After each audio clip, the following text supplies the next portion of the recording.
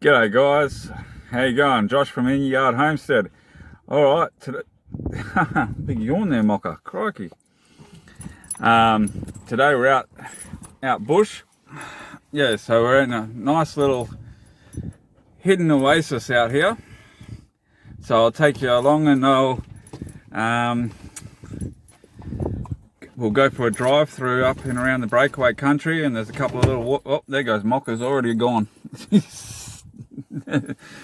She's ready, she's keen. All right, so I better get going.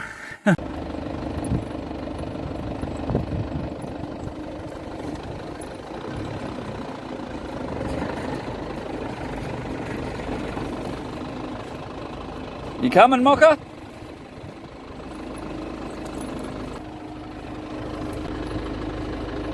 You coming or what? Oh, truth.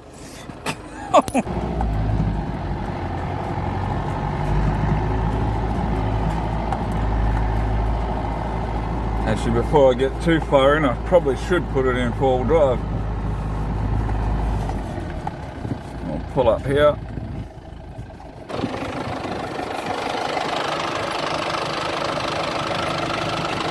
Lock the hubs in.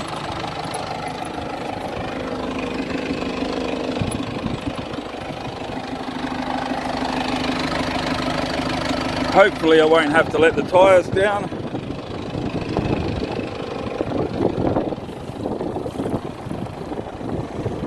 Come on, Mocker.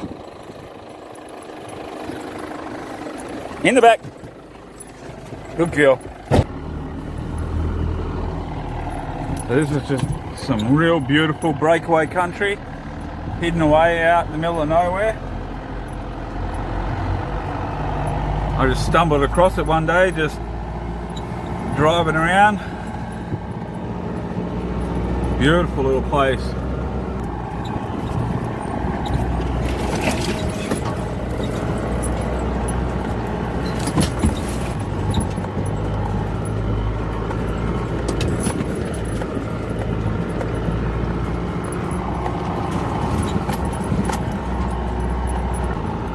And it's quite a diverse range of plants out through here. It's not quite wildflower season. I don't think we're going to get a good season this year because we haven't had so much rain, but there is a few flowers out already. Oh, this is beautiful.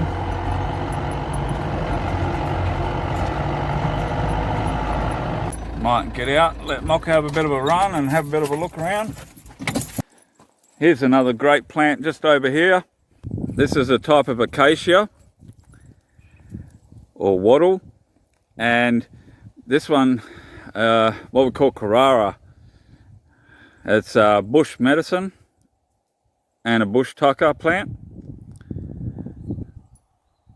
Now, I'll put a disclaimer in now. Do not use any plants from out the bush unless you know what they are. I know these, I've been taught by the Aboriginal people what plants are what. A few little caves, perfect spot for some wallabies and kangaroos and stuff to hide in. Nice little cave here.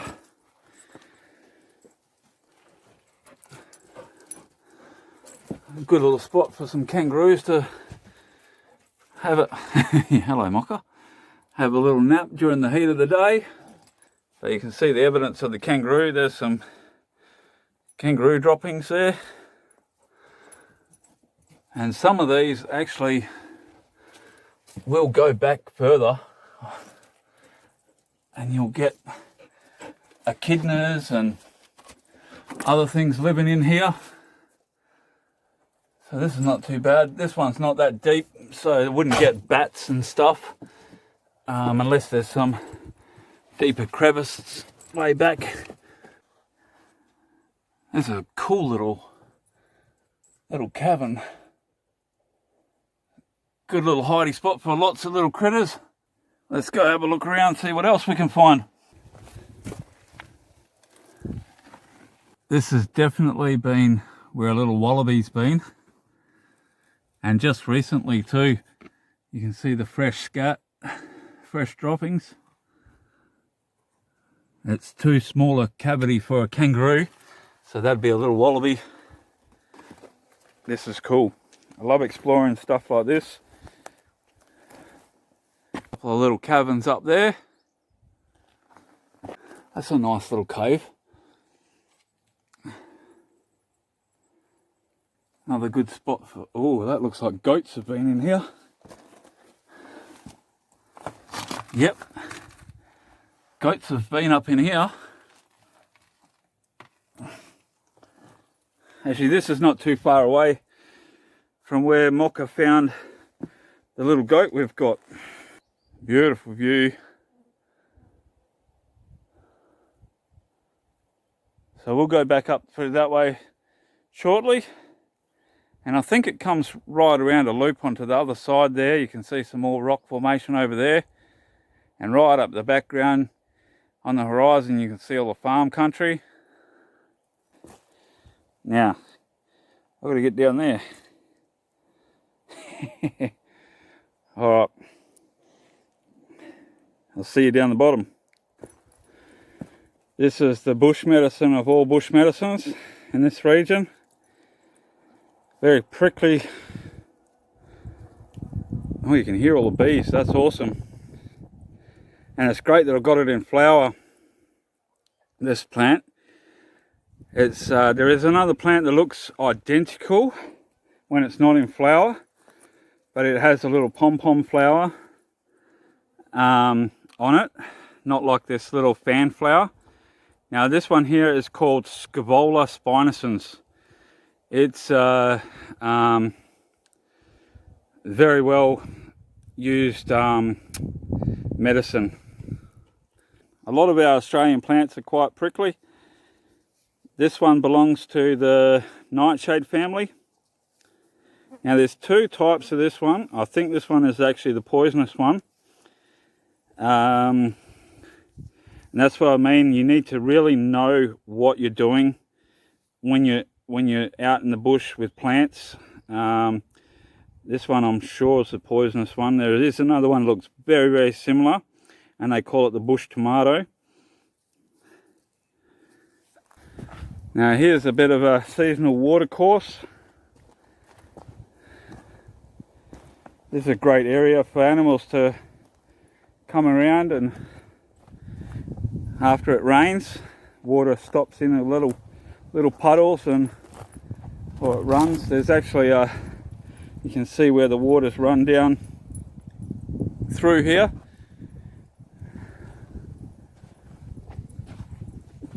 Here we go. Those little footprints there, that's from a very young roo or a wallaby.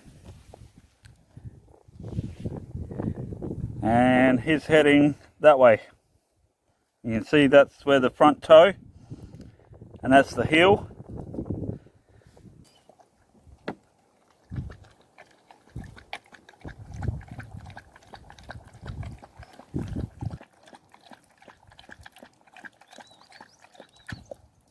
Good girl. Alrighty, so we're going to get back on this track and go a bit further around, see what other interesting little places we can find. And a bit deeper sand here, so hopefully I don't have to let my tyres down. Being this time of year when it's a bit wetter, it's not too bad. It doesn't spread so much on you, so yeah, I've got through the worst of it anyway, so it should be right, which is good. Cool, the flies are starting to come out.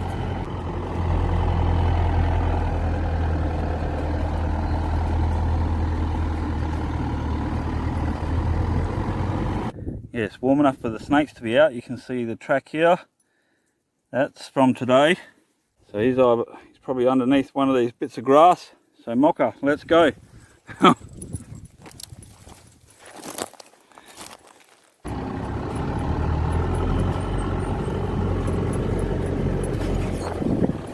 Oh, here's a good one. Here's a good one. We'll have to stop and have a look at this one. Okay, this one here, if you dug down where the roots are, you'd find a yam. And it's also these winged bean like things. When they're younger, than a little bit younger than this, they are edible as well. But like I keep saying, if you do not know the plants for sure, do not eat anything unless you know 100% sure. It's a good idea to learn the bush plants in your area. We call all our bush food bush tucker. I know America and other places call it wild edibles. Yeah, it's a good idea to learn the plants in your area so you know what's a good medicine and what's good food, and really know it. Right, really find someone that knows about it all and can teach you. That's how I learnt. And also there is good books out there as well, but there is a lot of plants that are very similar looking, so you don't want to grab the wrong thing. So really make sure that you know what you're doing. Definitely a good skill to have. If you get stuck out, oh, here we go. If you get stuck out bush somewhere, you know that you can survive with the food and everything that's around there. All right, got some everlastings here. They're like a paper daisy. This is another very good plant. It's got the weeping formation. It's loaded with flowers at the moment, so I'll have to definitely come back and check this one out. This is a wild peach. It's not like a normal peach, that's just what they call it. It is another bush tucker and medicine plant. Alright, let's go down to a waterhole.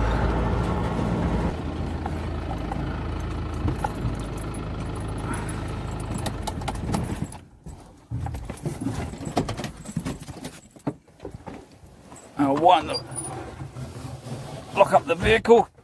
You never know, kangaroo might steal it. No, you never know who can come out here. Different sort of landscape here. This is close to the waterhole. There's a series of billabongs along this river system, and these are nice big river gums, and that one there's a Casuarina. And recently, not that long ago by the looks of it, there's been a fire through here. Here we go. Yeah, just from the recent rains have washed in some silt. So it's a bit murky, it's not normally nice and clear. Here's another interesting plant here. This one's not to be eaten.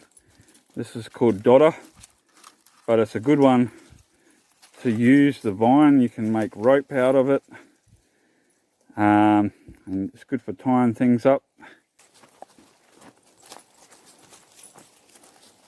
Let's have a look down here.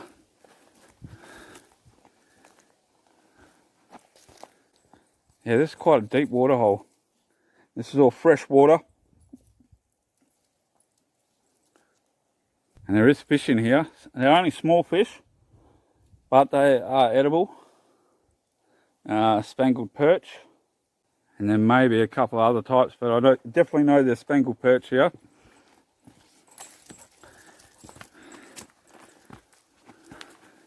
So another good food source from the bush. Yeah, it's good to know what's out the bush that's a good food source. Like the fish in the creek, because there's some animals that are not edible either. But there's lots. If you know what you're looking for, there's a lot of stuff that will help ensure your survival out in the wilderness, out in the bush. There's the plants for medicine, plants that you can use for like that dodder vine back there, or here it is again. This dodder vine, if I can get some of it in, there we go. that there, yeah, if you twine that together, it makes a good rope. So you can use that for tying up a shelter. And the acacia, which it's growing on, this one here, is another one that you can use to build your shelters with as well. And maybe we might find some different bark area around that you could use as well. So these flies are nice and sticky. So I know back, especially up where this has been burnt out, some of this Casuarina is, the bark on that would be a very useful tool you could use on some of the dead ones. Trying to find some. It's all been burnt out real good and proper. But you can see on this one, you wouldn't want, this is a dead one, so you wouldn't want to take it from a live tree, and you don't want to take it from the dead tree either, unless, right, because you can see in behind here is a good spot for different critters live in this sort of area. Your little lizards, we've got a few smaller monitor lizards that live in behind the bark of trees, so you'd only grab it if it's for a survival reason to make a shelter. You can make some good, use it like, I suppose, like shingles, I suppose. Yeah. But otherwise it's good to leave there for the wildlife to inhabit. Okay, we'll go a bit further up, and there's still a lot of nice little waterhole area along here. Beautiful hidden away spot.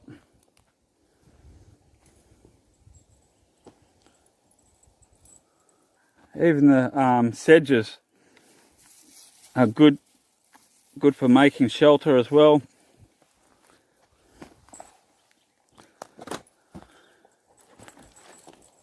Here we go. That's a good example of what you can use to cover a shelter to help keep it weatherproof. There's all this loose bark. Another good resource. It's getting a lot thicker through here. I just hope there's no ticks. I don't like ticks. Or snakes. Well, I don't mind snakes, but I don't want mocha coming across one. This is western brown country, which is there quite deadly, and mulga country, or also known as the king brown.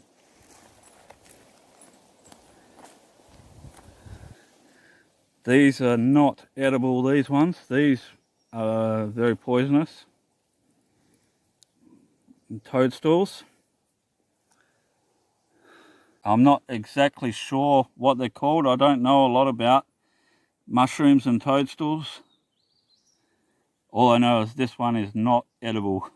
Now this is another interesting bush here. This is a type of salt bush, Atriplex, and that's another edible. The leaves are good in a salad. Wow, the water level's up. Last time I was out here, that was dry. See a lot of mosquito fish, Gambesia.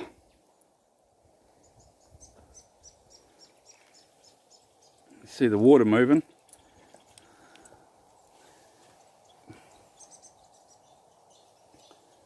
They're all up on the bank.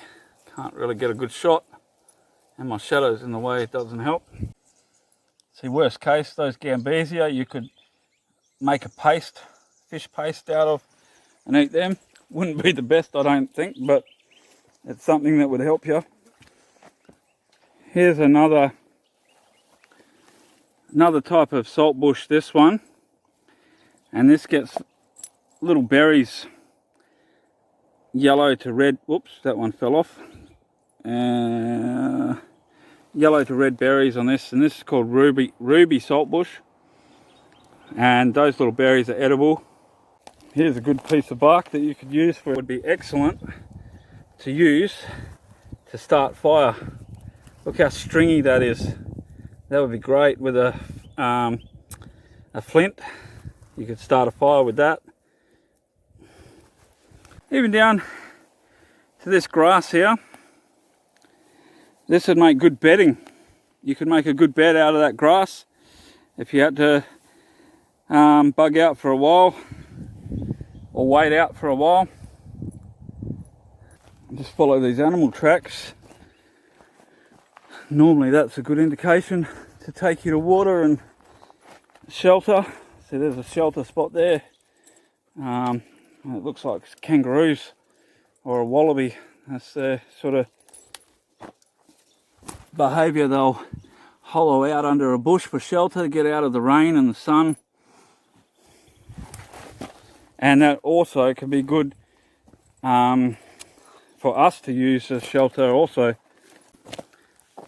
The lighting's not that flash this time of day, so I apologise. But this one here is another type of yam. And you've got to dig a fair way down for this one. Hello, Mocha. And also, it's a wild grape. It gets these little black grapes on them. They're like a peppery flavour and a little bit of peppery heat. But again, there's another one that looks very similar that is poisonous. So don't touch anything if you're not 100% sure. That's a bit bigger one. I wouldn't like to try and dig the yam out in this sort of country with all the rock. It wouldn't be much fun. Well, they're getting bigger and bigger. I might be lucky enough to get some grapes. Here we go. You can see the grapes forming on this one. Oh, there's a couple of ripe ones there. So there you go. There's some bush tucker, wild grapes. And there's some, oh, there's Scavola here too. That's what that flower is. Some green ones. And then we've got the bush pea as well. Well, that was a good little walk through the bush. Good bit of a drive and checking out some of the different resources that the bush can provide. I believe it's great to know what your natural resources are, just in case there is a disaster or the way the world's going at the moment. It's a good idea to know how to survive if you have to.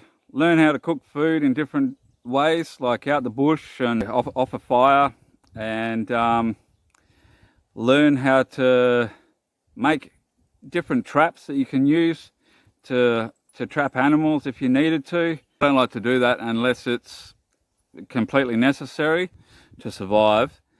So it's a good thing to learn, and learn how to track where the wildlife go, because you want to set your traps in the right place. You don't want to put them in an area where the animal's not going to walk through. So find their trails, learn their tracks, what the footprints look like, learn what the scat looks like, their droppings, so you know how to find them. Learn where your water holes are in your region. I've learnt where all the water holes are around my area, where you can have good palatable water, where there's fish or freshwater crustaceans, all the different resources, because I believe it's important, because you never know when you can use them, or you never know if you're going to break down somewhere and have to spend a period of time before someone comes and finds you, or before you can work out how to get out. And that's another thing. Learn how to patch up your vehicle, learn how to get out of sticky situations with your vehicle. I've learned how to, over the years, I've got myself good and proper stuck that I've had to call for help too. But then I've learnt that I've got to learn how to get out myself, because if I'm on my own, and if I'm in an area, a remote area where hardly anyone goes, which I've been places where you wouldn't see people for months. This place where I'm at now, like we've come through, yeah, you get a bit of traffic in the wildflower season, But that's about it. Like any other out of the season, you wouldn't get too many people out here. I believe, yeah, to know your bush skills, know your bush tucker, know your medicine plants, because one day that could help save your life or save someone else's life. Alright guys, so I hope that's encouraged you guys to learn a bit more about your local bush foods and bush medicines. And take it easy, and we'll see you in the next one. God bless.